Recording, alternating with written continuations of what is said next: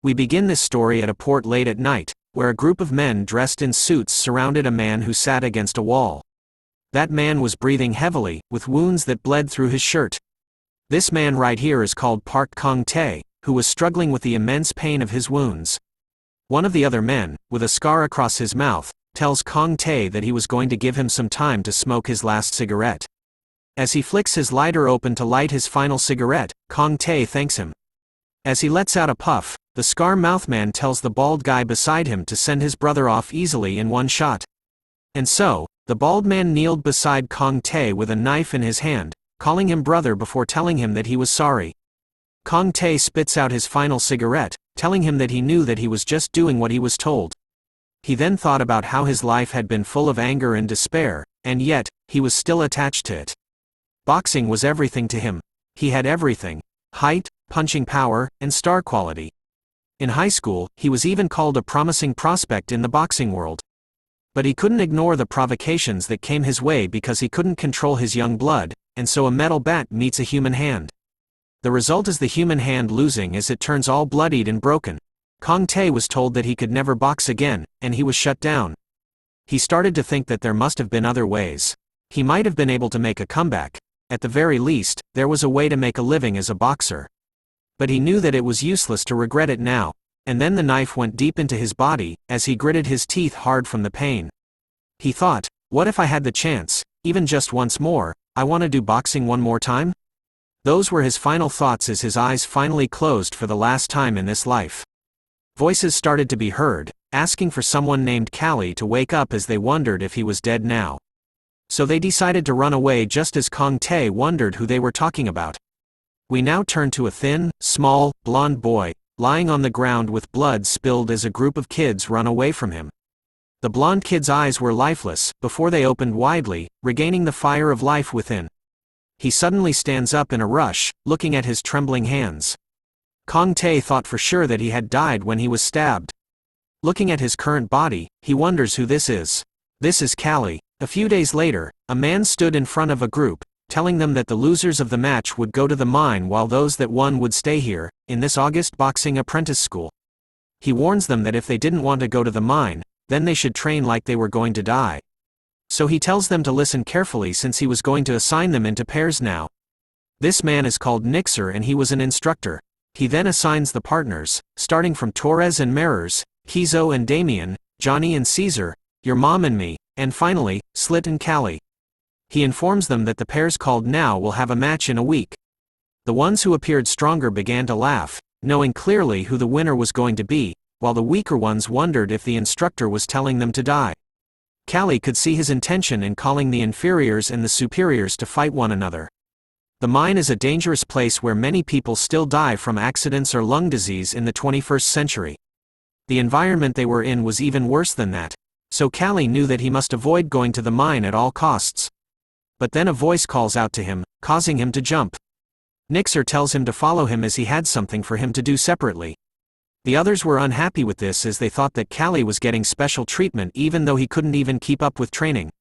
As Kalli kneeled before Nixer, who sat on the thick roots of a tree, he told Kalli that he had submitted his name to the owner for discharge. Hearing that news, Kalli couldn't believe that he was still surprisingly calm. He knew that he wasn't a boxer because of his small build, so going to the mine would mean that he would die soon. As well as having a small body like this, he believes that he would die in less than a year.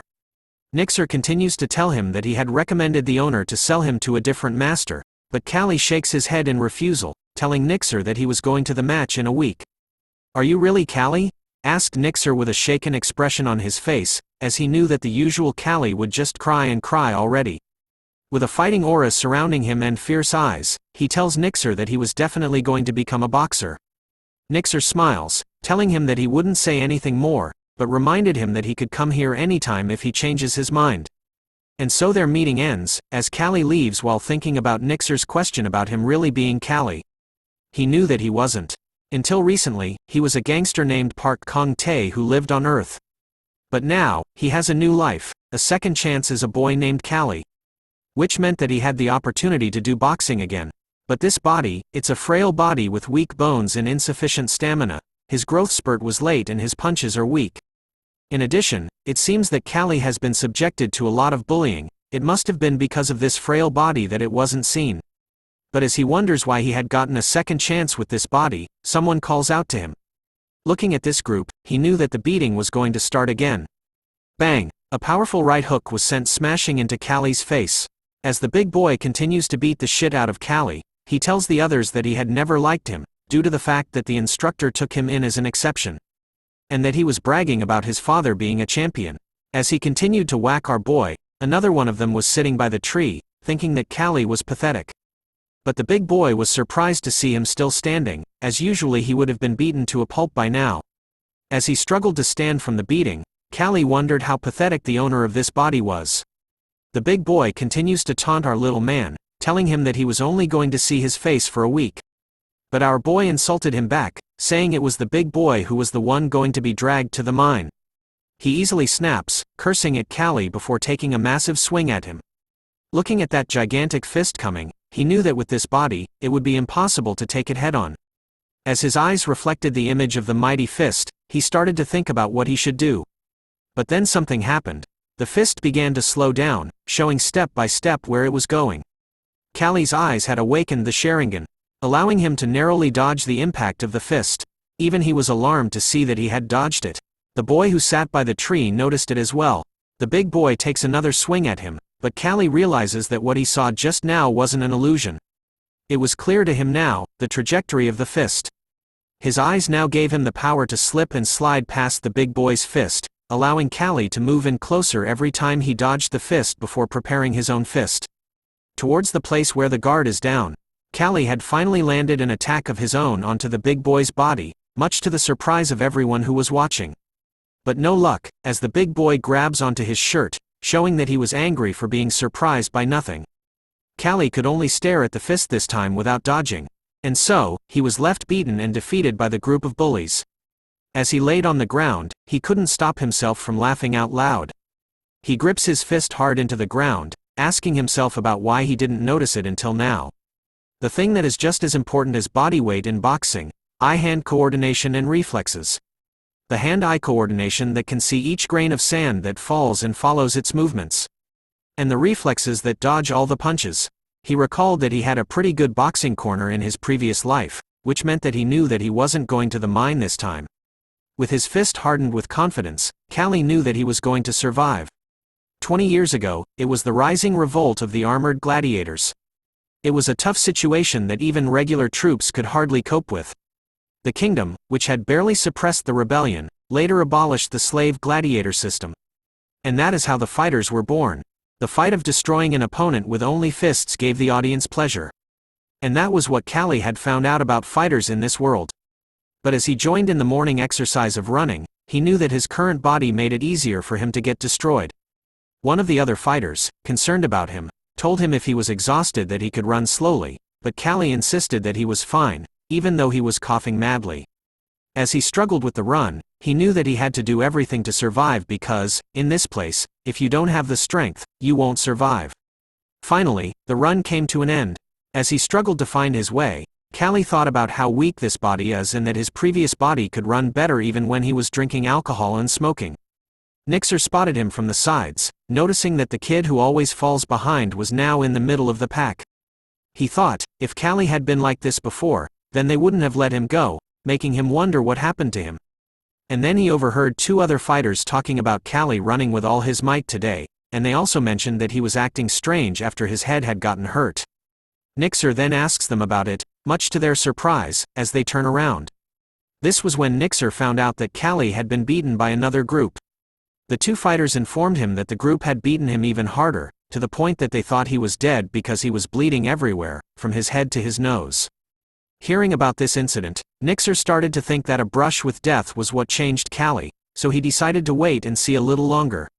And so, the fighters continued on with their afternoon individual training, doing push-ups and carrying heavy logs. Kalli could see that everyone was training hard in order to avoid going to the mine.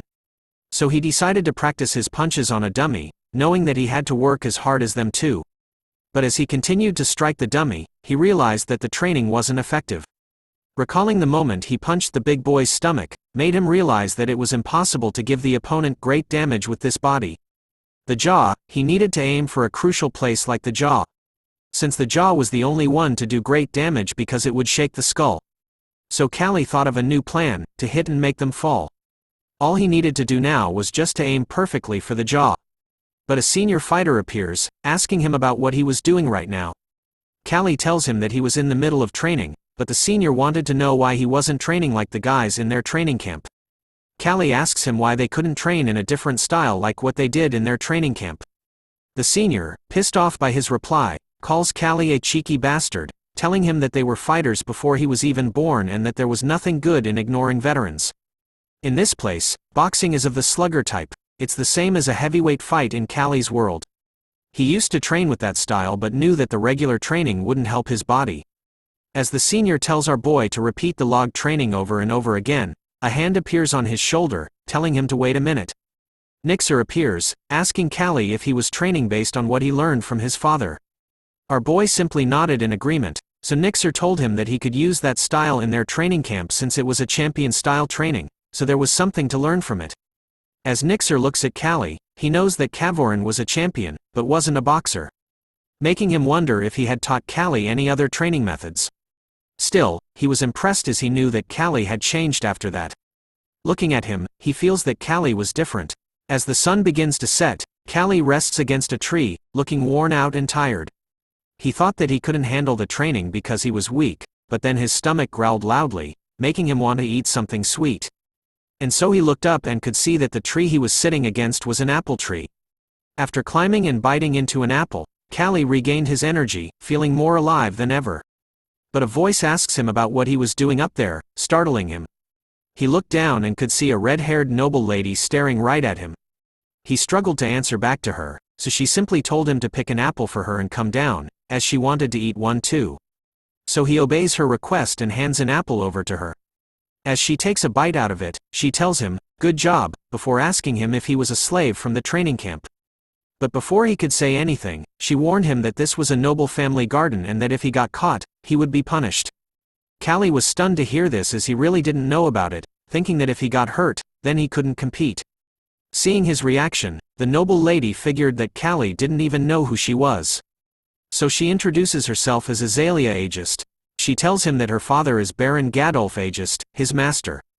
And so, she tells Kalli to say his name. After telling his name, Azalea tells him that she was going to pretend that she didn't see him today because he gave her an apple. But warns him that if he gets caught again, then she would swing the whip herself. "How kinky," she remarks. With that, she tells him to quickly leave this place before the others see him. Kalli thanked her for her kindness and, as he left, he thought about how close it was.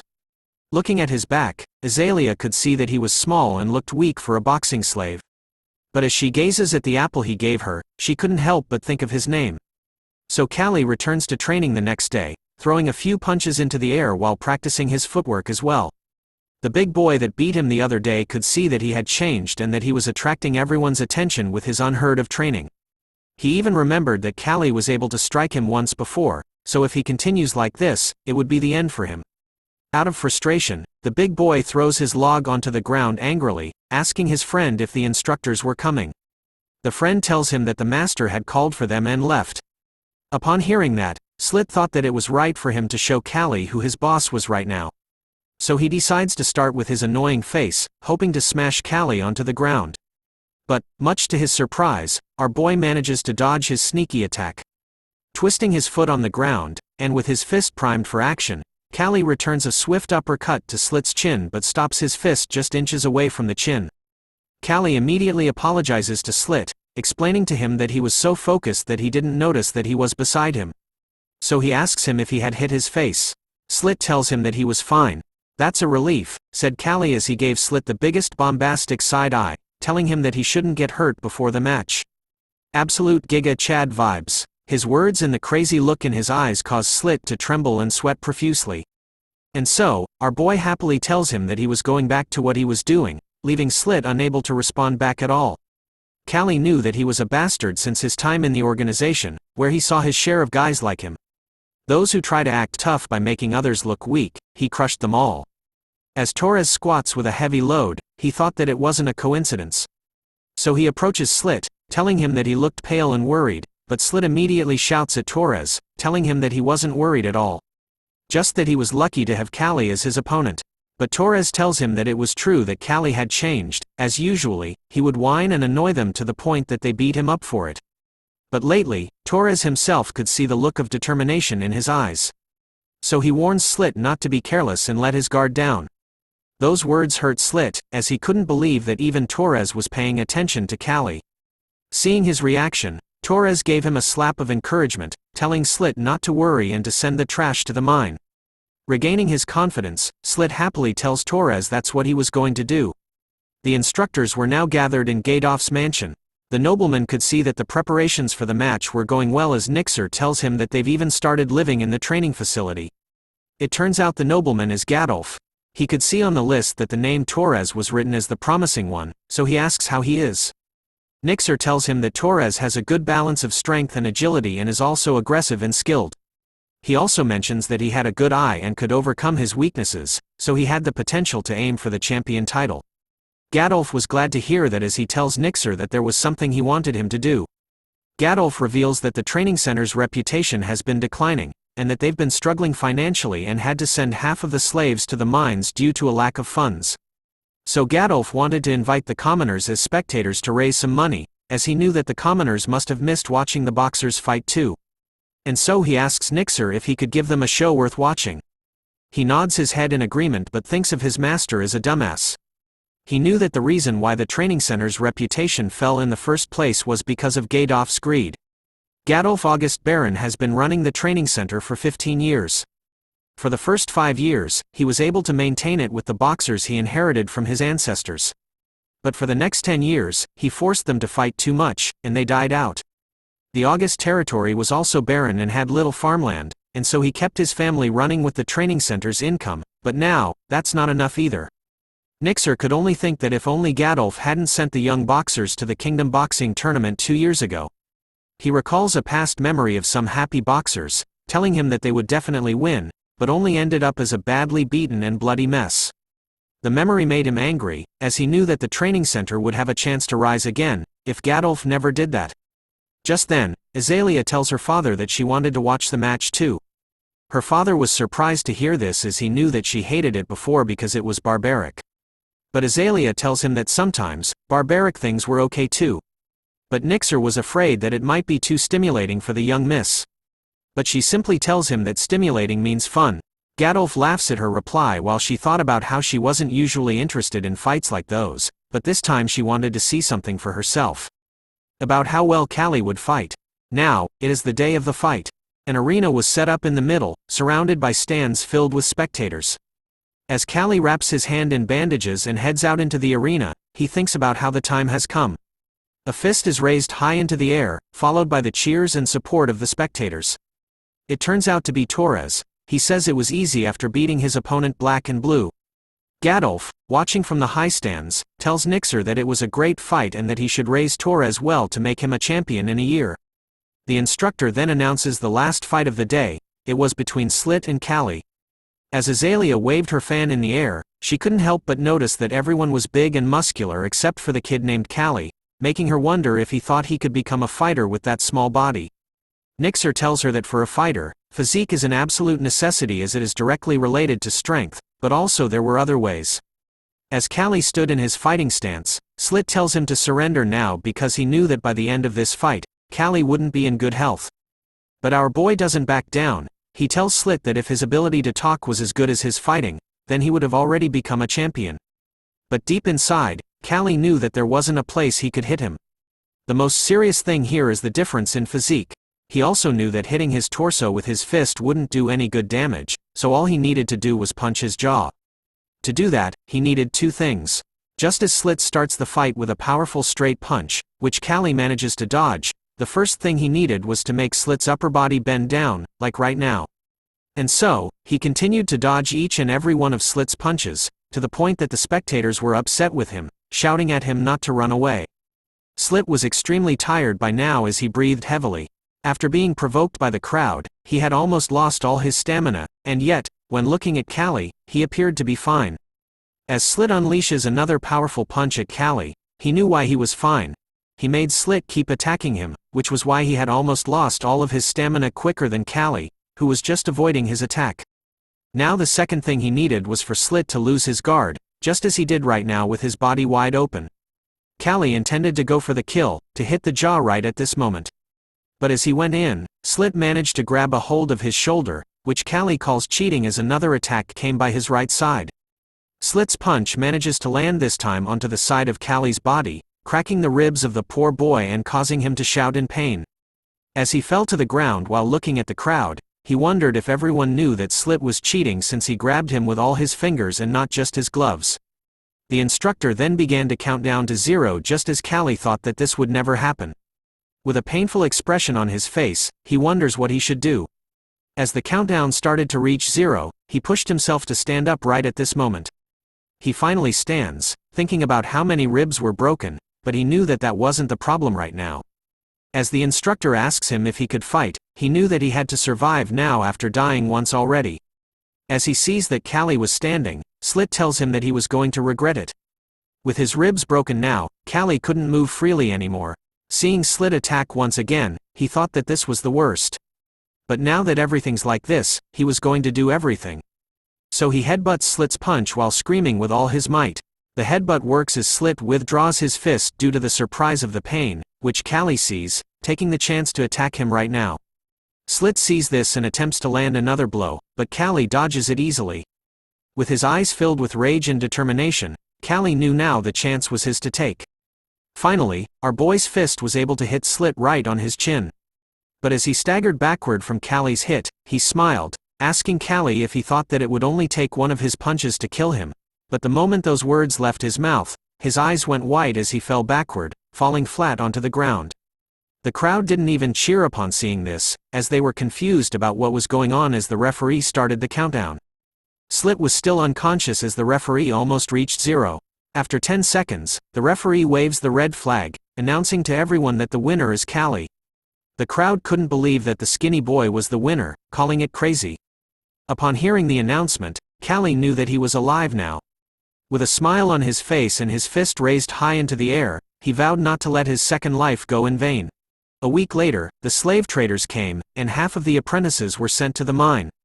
The only exception among the inferior students was Kalli, who was now being led to the mansion by Nixer.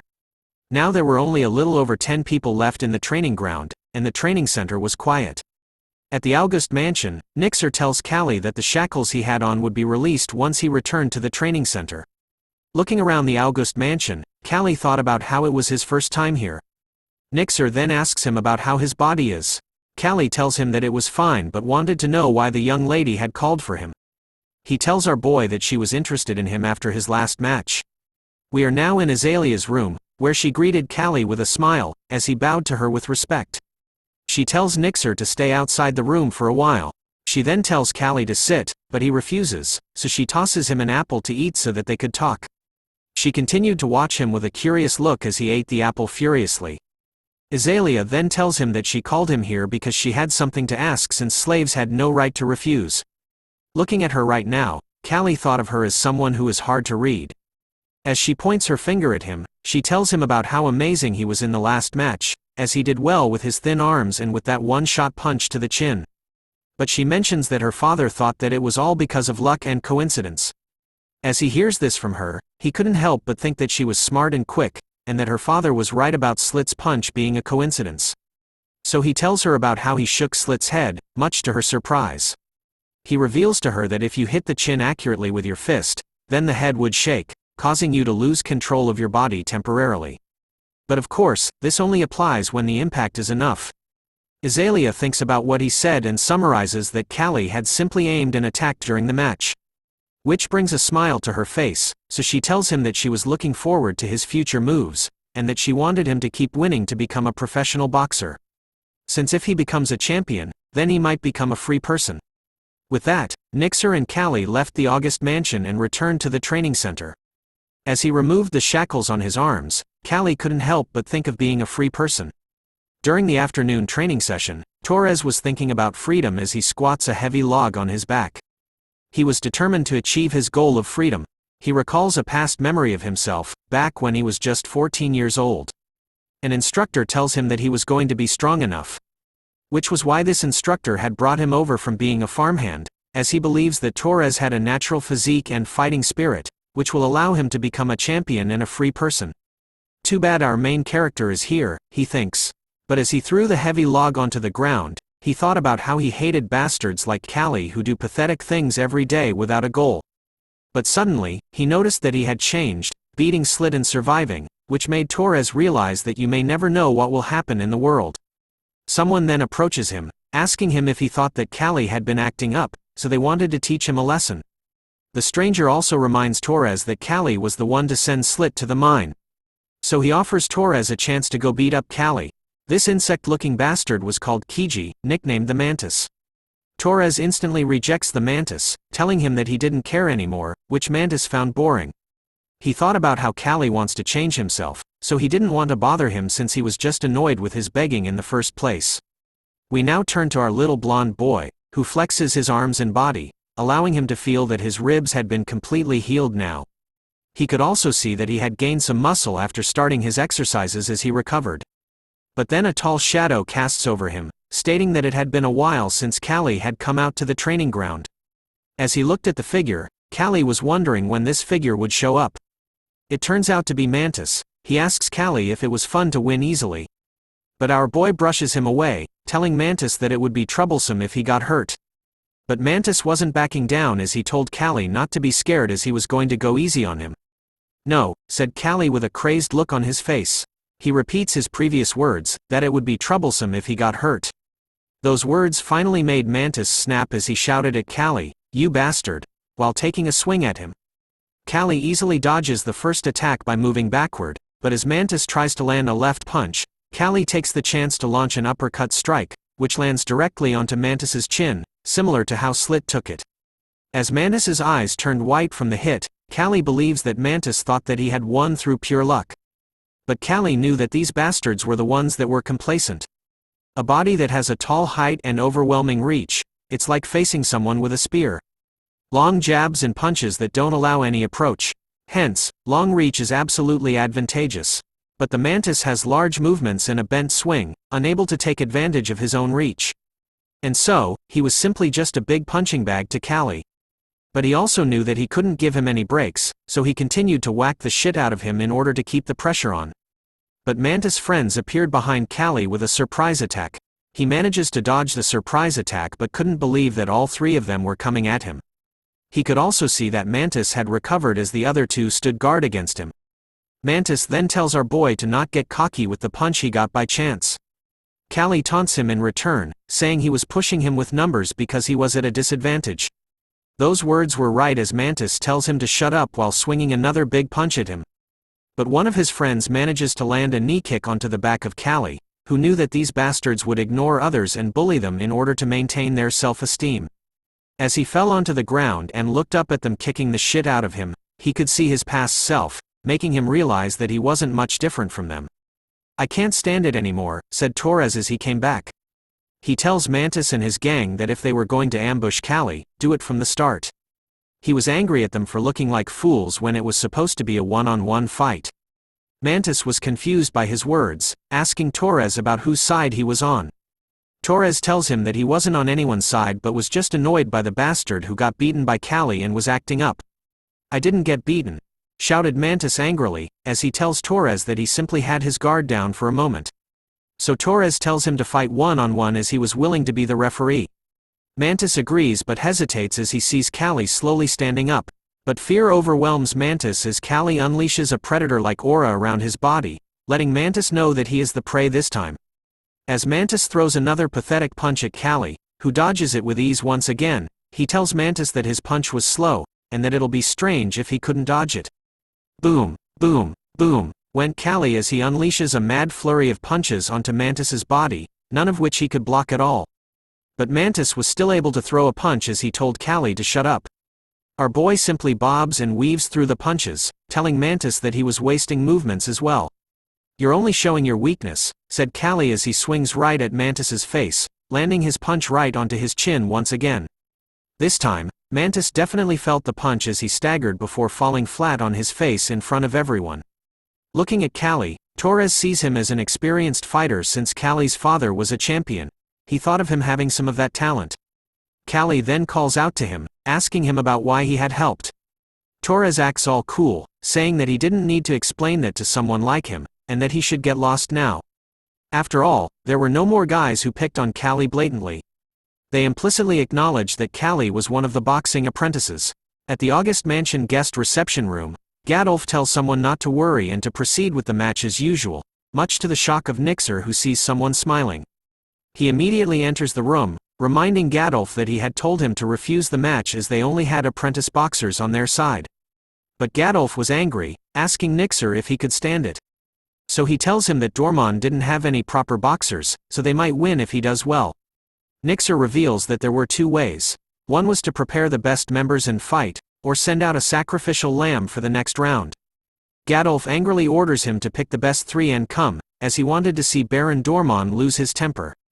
Nixer was pissed off, wondering how much more Gadolf wants to ruin the training center before he comes to his senses. As he left the room, he knew that if their ace like Torres were to become disabled, then the training center was over. A gloomy feeling overcame Nixer as he knew that there were only 3 days to train and prepare their aces. Torres, Mantis, and Kalli were gathered together the next day. Nixer informs them that he had decided to train all 3 of them and to put them in a match against Dormon's training camp in 3 days. The reason he chose these 3 was because they were the ones whom Nixer and the other instructor thought were the best. Torres was worried as he asked Nixer if he thought that this team would win. He showed a painful expression as he remembered Gadolf's words, so he turned around, telling them that they had a ridiculously small chance of winning. Mantis felt afraid, asking Nixer if they were going to die if they lost. But Nixer tells them that the master wouldn't let them die since they were his property, but the opponents were a whole different story as they were allowed to break their bones if they wanted to. Nixer then points to 3 other instructors, telling Torres to spar with them repeatedly, as he wanted him to gain more experience in 3 days. Looking at Mantis, he tells him to train his mentality in order to handle his fear. Lastly, for Kalli, he tells him if he needs anything, just ask for it. As Nixer had chosen him because of his recent change, hence why he didn't prepare anything for him. Kalli then started to think about what he needed and told him he needed one person to help with his training.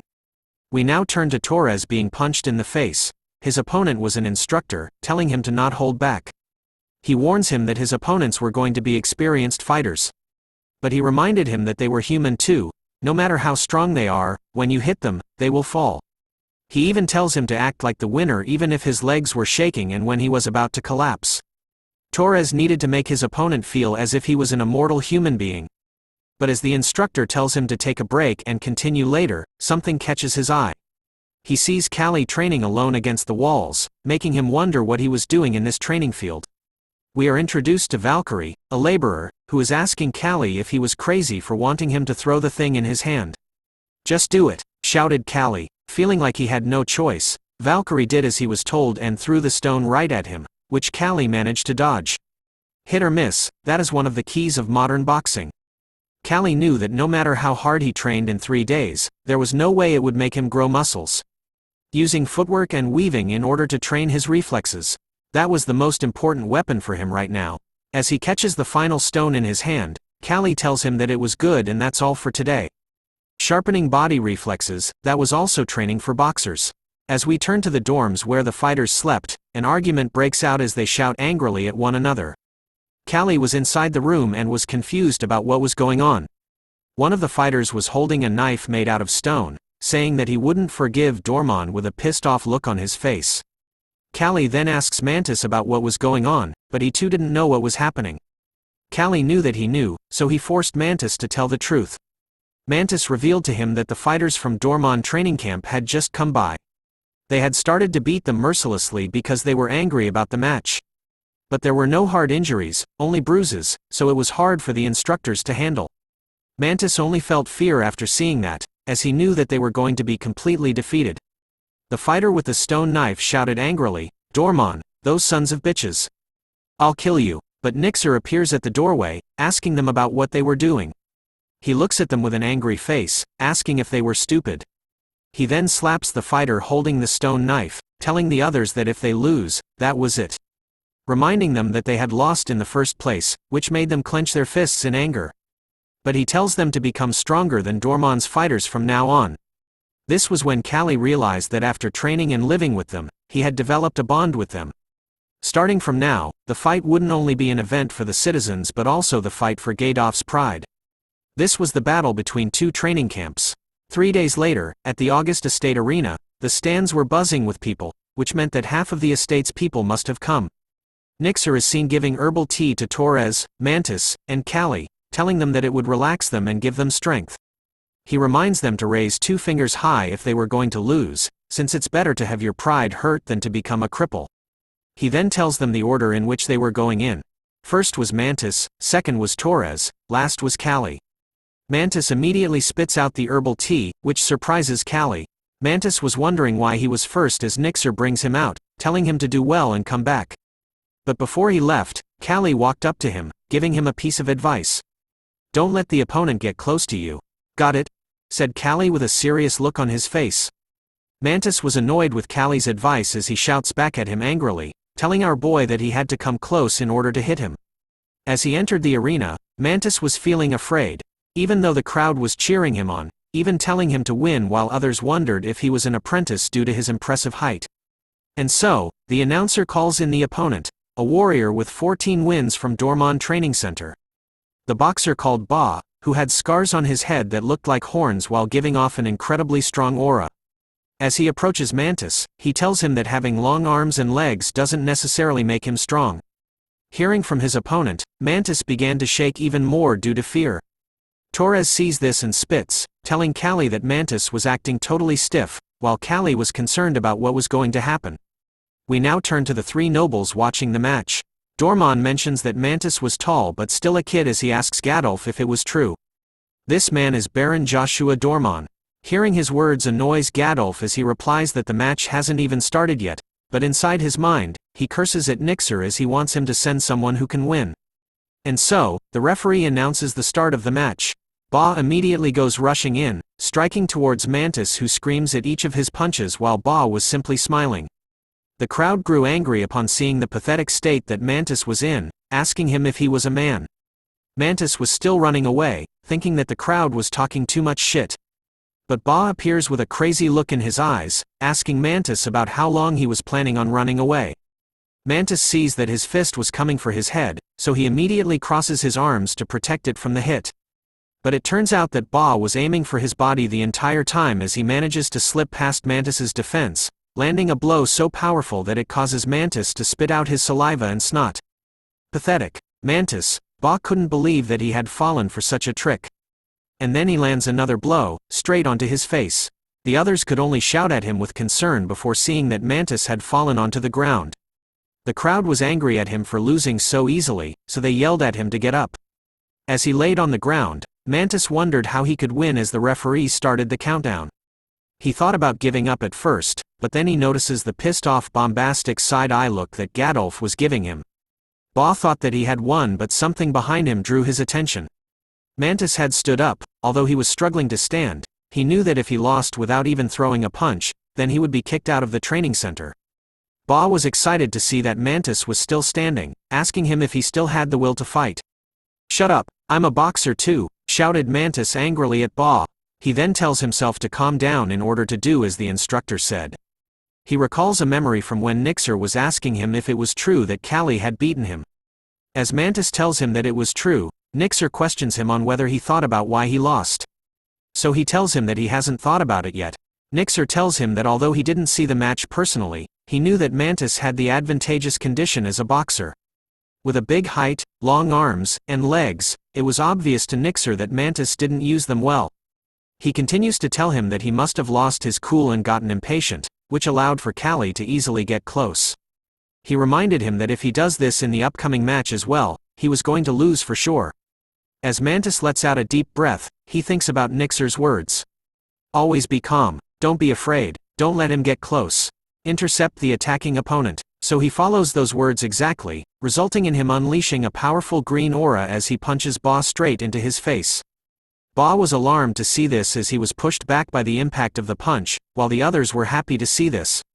Mantis was shocked by what he first had just done, but then he realizes with a big smile on his face that his fist, it works. After seeing that his fist is working against Ba, Mantis released an endless wave of punches towards him, causing Ba to be on the defensive this time as he blocks Mantis's hits with his arms. The crowd appears to be happy with the change of tides as they cheered Mantis on while he continues to whack the shit out of Ba. As Kalli watches Mantis, he knew that his attacks were becoming more threatening because of how flexible and fast he is, which allowed him to lose any unnecessary stress in his muscles. The Mantis right now was even more of the creature as the aura of an actual Mantis appears behind him as he readies for another punch towards Ba. Suffering from Mantis's sudden power-up, Ba was thinking that he was ready to hit back, but due to Mantis's tallness, the angle he had to hit was pretty high. It was also hard for him to defend himself right now, but he decides to go in for a hit, believing that he could hit harder than Mantis, which would spell out the end for him. And so, Ba lets out a massive swing, but Mantis is able to dodge it easily. Seeing him all exposed now, Mantis couldn't help but smile as he finally got Ba. He sees Mantis's fist coming right at his face. The only word that came across his mind was, shit. Lights out, bitch. Mantis's fist finally makes a heavy hit across Ba's face, who couldn't defend against it at all.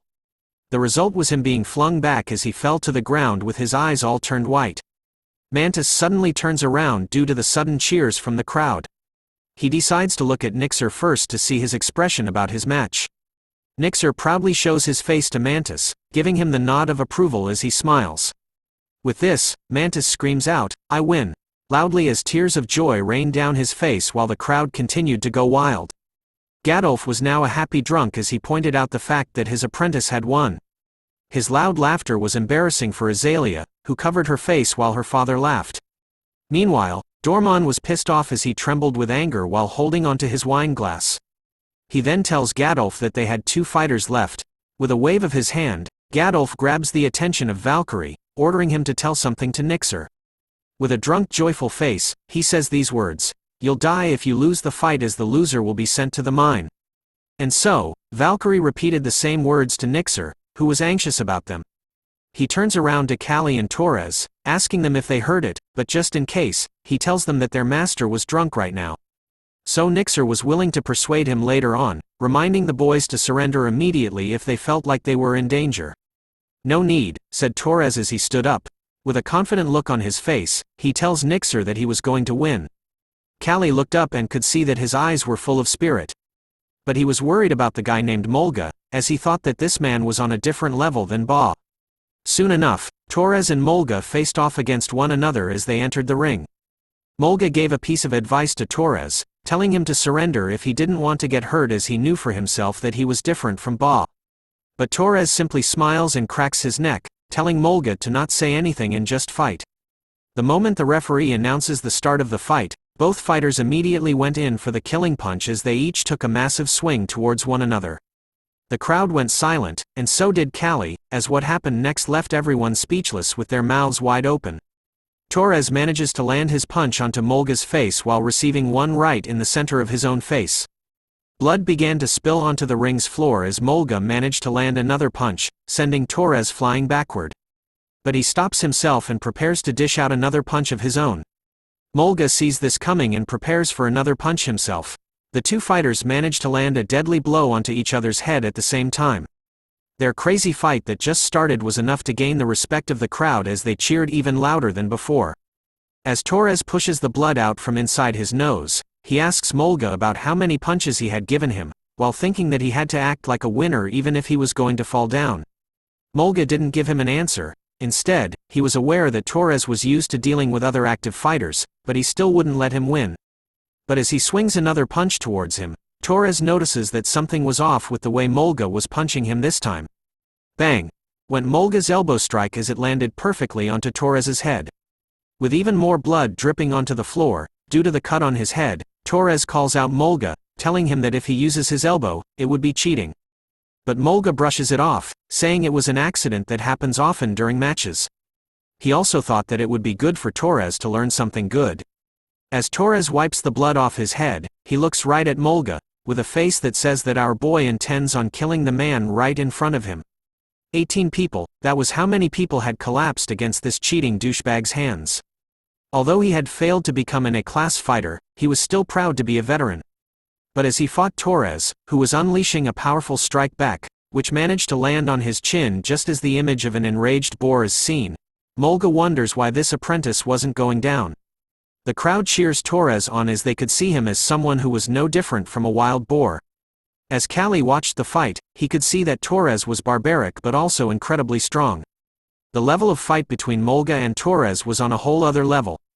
Torres manages to land another powerful punch directly onto Mulga's face as he fails to block it at all. A massive amount of blood was spilled as pieces of his teeth flew out from his mouth while his eyes turned white. With that final punch, Torres manages to make Mulga fall onto the ground, resulting in his victory. Back at their side, Nixer went on to do some first aid, telling Torres that he did a great match and for also meeting the audience's expectations. As huge amounts of sweat dripped down all over his body, Kalli stood up to warm up and told him that he had done a good job. But before he left for his match, Torres called out to him, telling him that their victory now was all based on Kalli's performance. With a confident look on his face, Kalli heads out to his fight, telling Torres that he was going to end it and come back. And so, the referee introduces Kalli's opponent as the last fighter from the Dormon training camp, a fighter with 11 victories, called Burrito. The crowd began to make fun of Kalli the moment he stepped into the ring, calling out that he wouldn't win and that kids in their houses were much bigger than him. Ignoring the insults from the crowd, Valkyrie muttered under his breath, hoping for Kalli to win. But he immediately covers his mouth as Azalea notices what he was saying. She then turns around to ask him if he knew Kalli. Valkyrie answers yes instantly, informing Azalea that he had helped Kalli during training by throwing pebbles at him while he avoids them. Just as she was curious about the pebbles, Dormon grunted out loud, thinking that August's side had let their guard down by bringing Kalli, ensuring his own victory this time around. In a drunken state, August tells him mockingly that it would be a shame for them to lose 1 out of 3 matches, pissing off Dormon as he held back his anger. Azalea, on the other hand, was excited to see the match that Kalli was going to bring them. So we return back to the ring where Kalli prepares himself against Burrito. Burrito looks at him with a fierce look on his face, telling Kalli that he wasn't going to let him win. He instantly leaps forward a few steps, managing to close in to Kalli, who was shocked to see this. So he immediately retreats back to the rope, thinking that Burrito was much faster than he expected, making things dangerous for him. But as he retreated backward, Kalli noticed that Burrito was restricting his movements. He knew that if he reached the corner of the ring, it would all be over. So he throws a few punches, thinking that he needs to escape no matter what it takes. Burrito takes on the punches, commenting that they were weak. The crowd, however, were angry with Burrito. As a fighter with 11 wins, they shouted at him about why he wasn't using his fist. Their comments appear to have an impact on him as he turns to look at them. Kalli takes the time to talk some shit, taunting Burrito into using his fists properly. He figured out that Kalli was using the audience, which made him wonder why. But he brushes away those thoughts as he decides to simply crush Kalli down now. The moment he came in for the strike, Kalli's eyes activated the Sharingan, allowing him to dodge each and every one of the punches that Burrito was giving out.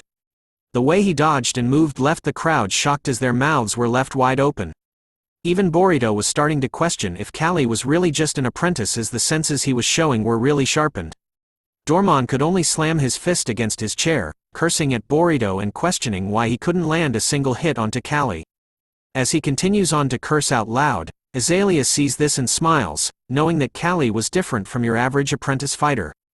She thinks that it was about time that Kalli showed the others how different he was from other fighters. As Burrito tries to land another punch, Kalli could see with his Sharingan eyes that he always uses the right jab, allowing him to easily dodge it while knowing that a left jab was coming followed by a right upper. We return to the time when Valkyrie was throwing pebbles at Kalli, asking him why he was dodging them. Kalli tells him that his body would break into pieces if he were hit by them, which prompted Valkyrie to ask what's the point since he didn't punch at all, as Valkyrie knew that in order to win, you needed to hit your opponent.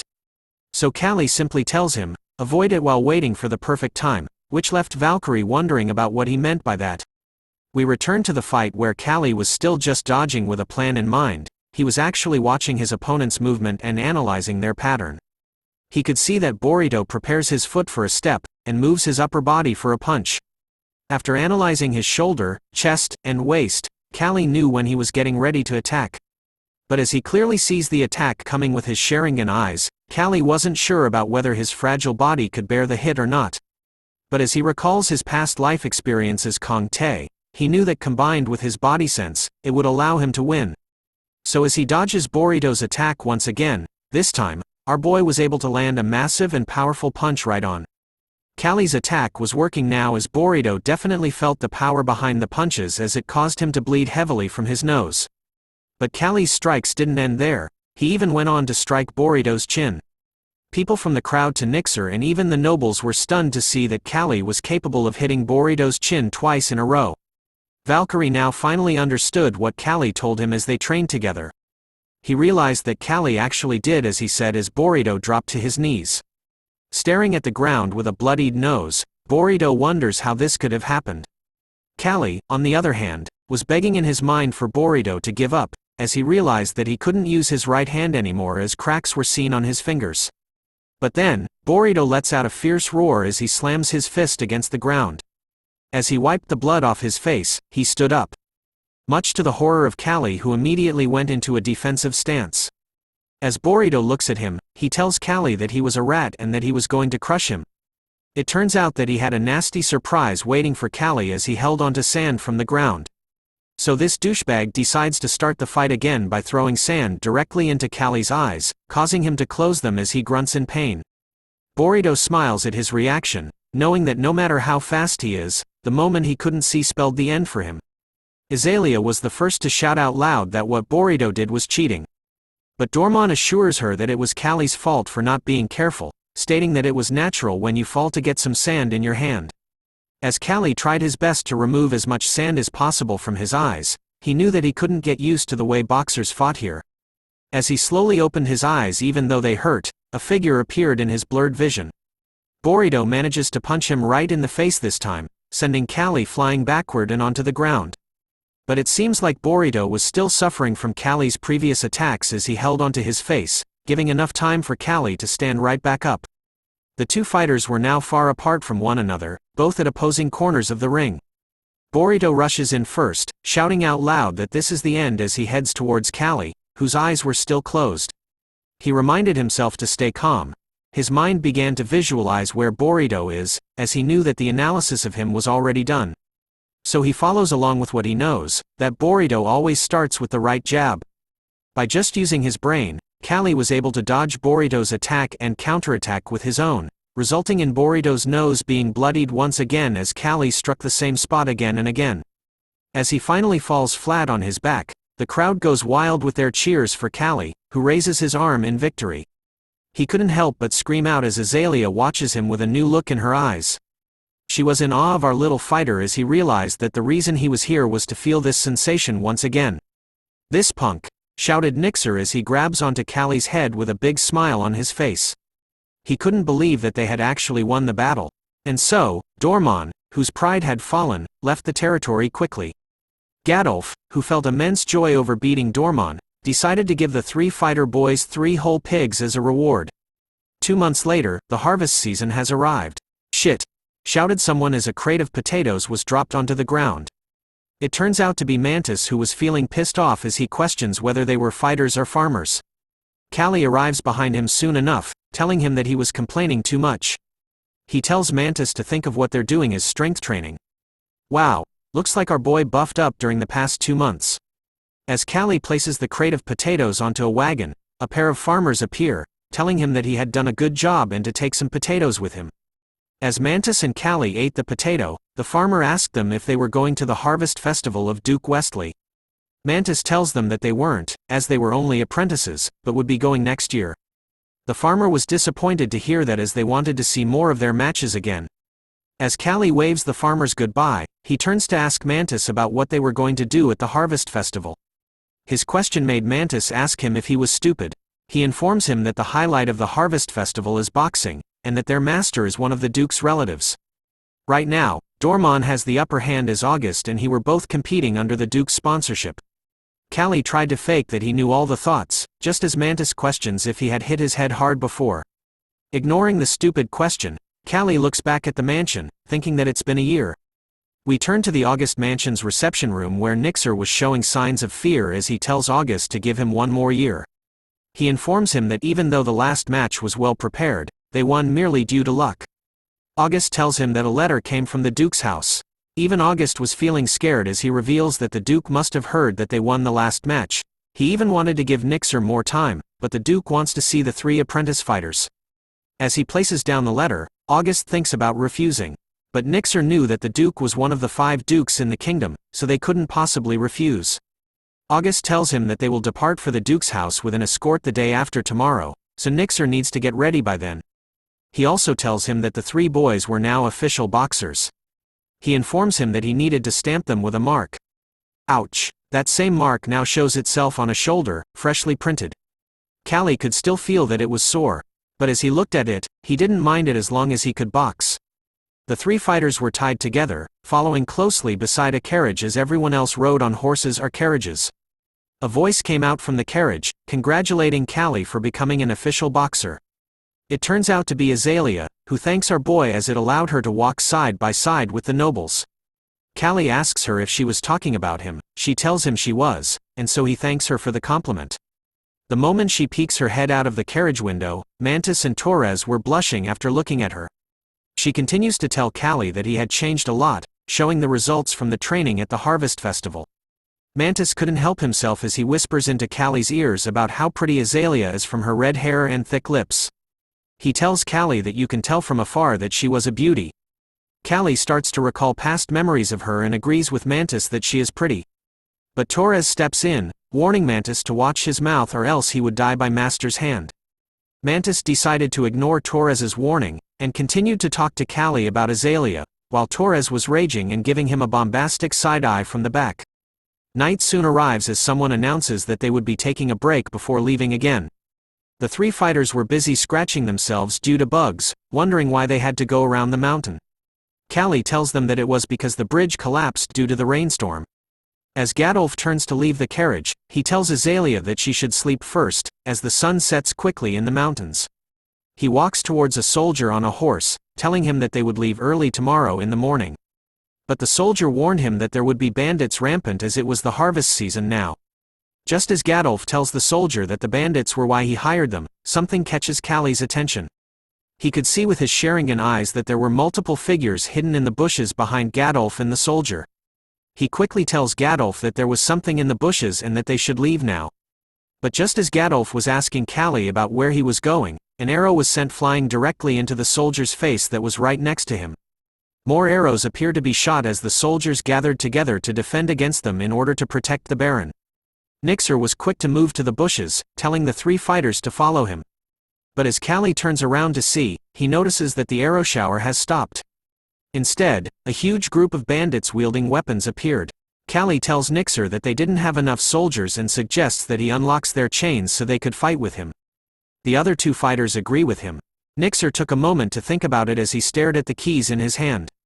In the end, he decided to do as Kalli says, telling the 3 fighters to only subdue the ones that approach them since protecting the Baron and the young lady was their number 1 priority. But a bandit appears with his weapon swinging, announcing to the others that he had found them. Kalli leaps in front of the others and manages to block the bandit's sword with his metal cuff. He takes the chance from when the bandit was surprised to land a punch onto his face. He quickly shouts at the others to not just stand there and go.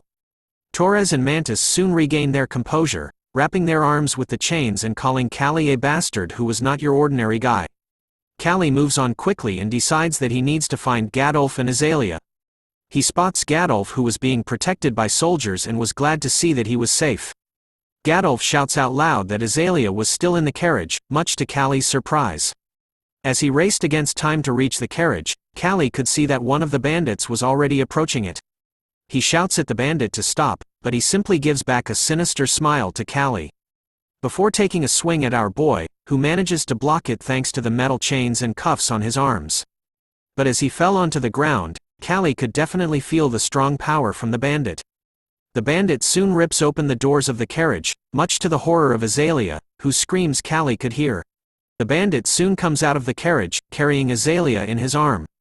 We could see that there was no reaction from her at all.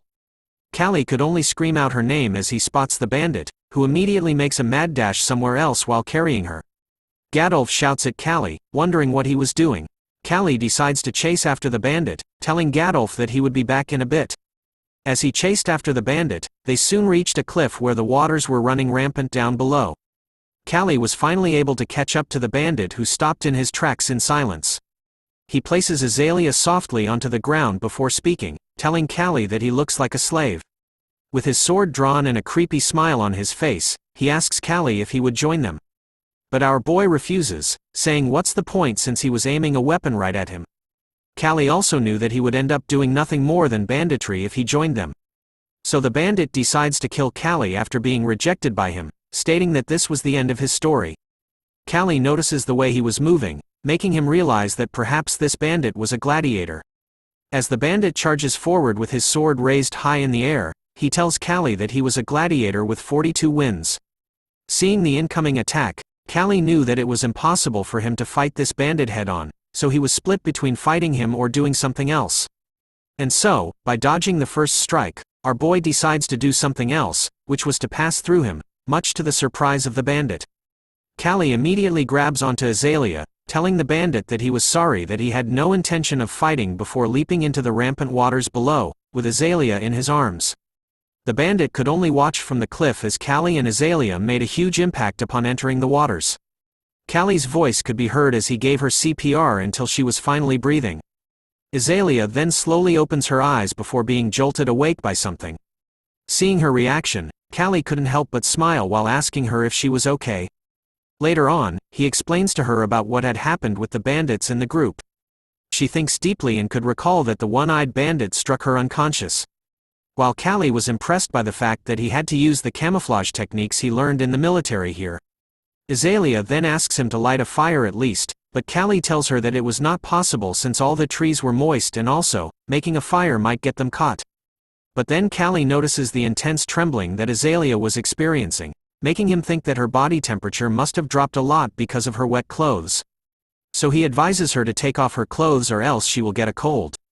Azalea couldn't help but feel embarrassed from hearing that, calling Kalli a shameless bastard for thinking that way. But he tells her not to get the wrong idea, since freezing was better than dying. He tells her that he was going to turn his back. As he does, Azalea tells him that he had become quite bold. Kalli tells her that he had to protect her because if anything happens to her, then his master was going to kill him. As he continues to face the other way, Azalea threatens to kill him personally if he turns around, so our boy agrees to her request. But his face began to flush heavily as he felt his head spinning. After removing most of her clothing, Kalli asks her if she was feeling less cold. She clearly is feeling cold as her words started to stutter from the freezing. Even Azalea could see that Kalli was freezing as well, as his lips were turning blue with his body shaking with the cold. So he decides to get up, telling Azalea that there were two ways to deal with the cold. The first method was to move their bodies to raise the body temperature while the second was to stick their bodies together. But as she continues to shake from the cold, Azalea tells him that she was fine. But was startled to see that Kalli was doing push-ups in front of her, before standing up again. He tells her that he was sorry, before hooking their arms together, causing Azalea to be shocked over what he was doing right now. He shyly tells her that they needed to stick their bodies together for warmth, as it is said to be a way for soldiers to endure the cold during winter marches. He tells her that even though she may not like it, if anything happens to her, then Kalli is automatically dead. Azalea could only fall silent after hearing Kalli's explanation. And so, the two of them continued to huddle together throughout the night, in order to keep warm.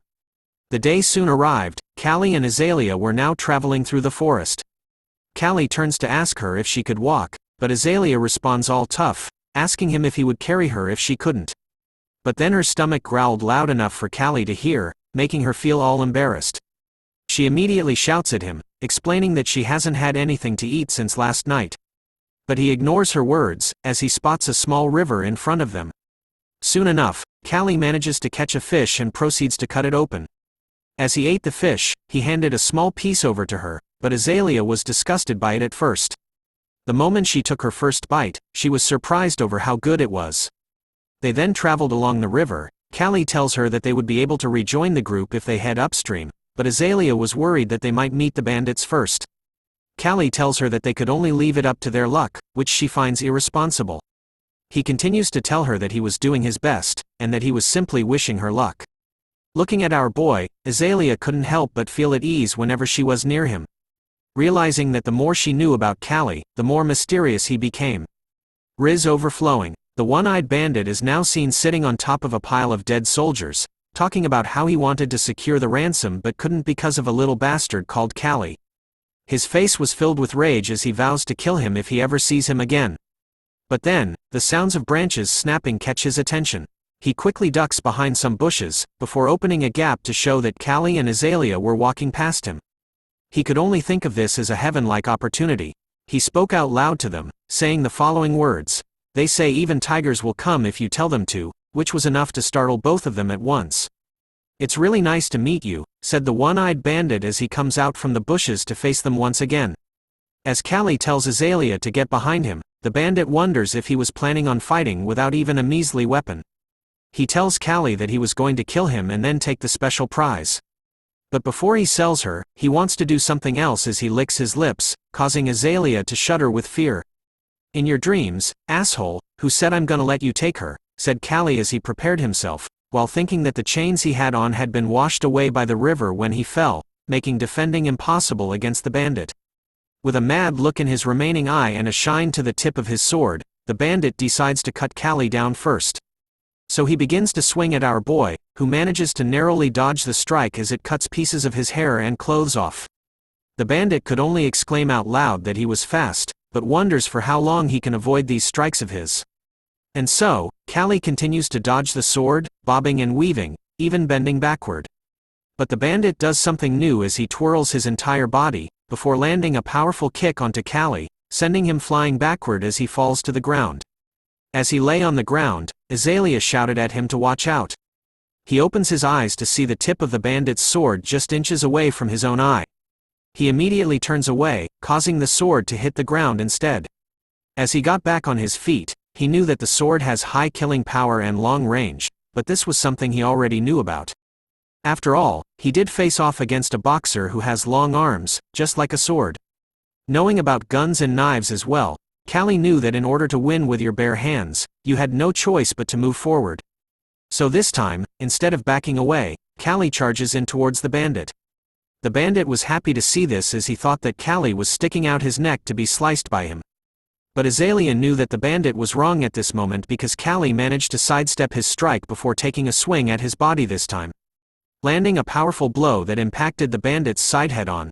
His face was filled with pain as his veins popped out from him trying to contain that very pain.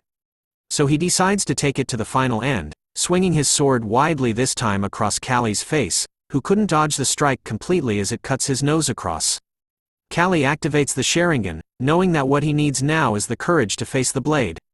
The determination to move forward, with another missed swing this time, the bandit realizes that Kalli was aiming for his blind spot all along. Once again, our boy manages to land a powerful uppercut directly onto the bandit's chin. But he doesn't stop there, he even grabs onto the bandit's arm, throwing him directly at one of the trees near them. A cracking sound is heard, as Kalli shatters his teeth with his fist. He even goes in for the elbow strike, showing no mercy at all. He soon comes to a stop, exhausted over his continuous attacks. As he tries to catch his breath, he mentions that he couldn't move anymore. Kalli was resting against a tree, while Azalea was still watching the bandit who lay across from them. His hand began to move, inching closer to the sword that was beside him. It turns out that the bandit was still awake, thinking about how he was definitely going to kill Kalli. But a shadow casts over him, his mind screams no as someone else picks up the sword. Azalea was holding the blade, telling the bandit that he had tried to disgrace her. And so, without hesitation, she pierces the sword right through his body, much to the shock of Kalli who sees it. Azalea tells him that even killing him 100 times wouldn't be enough. Our boy was left stunned with his mouth wide open, thinking that their young lady was not normal and that for now, all he wanted to do was to take a rest. After dealing with the one-eyed bandit, Kalli and Azalea were soon found by the rescue team and were able to return safely. Nixer was rubbing some ointment onto the cut across Kalli's face, telling him that he was lucky as he would have gone blind if the cut was a few more inches higher. But then, Nixer tells him that the scar made him look more manly and nice, making Kalli smile brightly. But as they were chatting, Gadolf called out to him, who bows his head, thanking Kalli for saving his daughter. He couldn't believe that a noble was thanking a slave, so he immediately stands up, telling Gadolf that he was simply just doing his duty. Seeing his reaction, Gadolf tells him to sit down and rest as an order, but also because Kalli deserved it. Gadolf reminded him that he had the right, but he was pissed off at the armor soldiers who weren't able to do what a simple slave could. Gadolf was also amazed that Kalli had managed to fight and win against a gladiator, making him wonder if Kalli had any secret. Kalli tells him that it helps to look weak as every opponent he defeated always underestimated him. And so, Kalli was able to rescue Azalea from the bandits and earn the noble's loyalty and everyone else. Which allowed for all three boys to ride in a carriage as Mantis questions Kalli on whether he actually defeated the gladiator. And so, the group had finally made its way to the Westley Duchy. This man right here is Duke Westley, who warmly welcomes Baron Gadolf with open arms. He was also impressed by how Azalea was becoming a lady who looks just like her mother. She bows her head at his compliment, honored that he had remembered her. But as they talked with one another, Kalli was standing behind with a nervous look on his face. A memory is seen where Azalea handed him a servant's clothes, telling him to serve instead as one of the servants had fallen ill. She even tells him that he was the best fit as the others were too ugly and had bulky bodies that can't be made into servants. But all Kalli wanted to do was to train. And so, every noble in the house was gathered at the dining table. Duke Westley turns to ask Gadolf if it was true that he had won all 3 matches from the last boxing match with just apprentices. Gadolf laughs at the question, telling Duke Westley that those 3 apprentices were now official boxers, which impresses the Duke even more. As the adults started to talk amongst themselves, Azalea was quiet before letting out a deep sigh. She then turns to her father and whispers something into his ear, before turning back to Kalli, ordering him to follow her. They soon left the mansion and walked down the streets together. Azalea tells him that she felt suffocated to the point she thought she was going to die. Azalea continues to tell him that she didn't even want to come in the first place, and wanted the adults to just talk amongst themselves. Kalli could see that she was unhappy, so she reveals to him that her father was obsessed with finding a husband for her right now. She even asks him if he thought that it was horrible to spend your life tied up at a young age. But Kalli tells him that what he thinks doesn't matter at all. But her eyes were drawn to a store beside them. Azalea then pulled out 2 sticks of candy. Handing one over to Kalli as she thought that he had never had candy before. Looking at the candy right in front of him, Kalli thought about how he hasn't eaten anything sweet except for fruits since he came into this world. As he took a bite out of it, he remarked out loud that it was delicious. Hearing his comment made Azalea smile brightly, causing every male that was around them to blush, including Kalli, who thought about how she was born with beauty. He could see that she was attracting the attention of everyone, including a suspicious old woman. But as he looked at her, he wondered why she was staring right at him. The old woman approaches, asking if she could read Azalea's fortune, which captures her interest. Kalli tells her that they should go, but Azalea was interested in the old woman as she never had her fortune read before. As they follow the old woman to a tent, she tells them that she was going to give them a cheap price for the reading. Azalea was looking around the gypsy tent all excited as she had only read about them before. But Kalli was suspicious of the old woman, wondering what she was up to just as she pulled out a bright orb on the table. She tells Azalea that her life isn't going to be smooth sailing as there will be many twists and turns. Azalea was happy to hear that as she believed that her life would be boring if it was just like everyone else's, so she tells the old woman to read her marriage or love fortune too. Kalli was stunned by her reaction, thinking that even back on Earth, fortune-telling can really drive people crazy. The old woman tells Azalea that her partner might be close by, but she won't be able to have a love that everyone blesses her with. Upon hearing her love fortune, Azalea fell silent while blushing heavily. The old woman was even willing to read Kalli's fortune, but he calmly declines her offer. But Azalea tells him to not be cold and accept it since it was free and he had nothing to lose. So, the old woman starts to read his fortune, causing the orb to glow brightly once again. She reveals to him that she could see that he had come from very far away, from a place that people here can't even imagine, which shocks Kalli. So he asks her if she knew where he came from, but the old woman didn't know as she could only say what she saw. Azalea was curious as well, so she asked the old woman about what she saw. She tells them about a metal object that flies in the sky, carriages that move without a horse, and a human being inside of a box. Kalli immediately slams his hands onto the table in shock after realizing what it is she was telling them. He continues to watch the old woman, wondering what the hell she is saying as she gazes into the glowing orb. Thanks for watching the latest part from the voice of Manhwa. Subscribe for more content and don't forget to comment below what you want to see in the future. Like and share for more.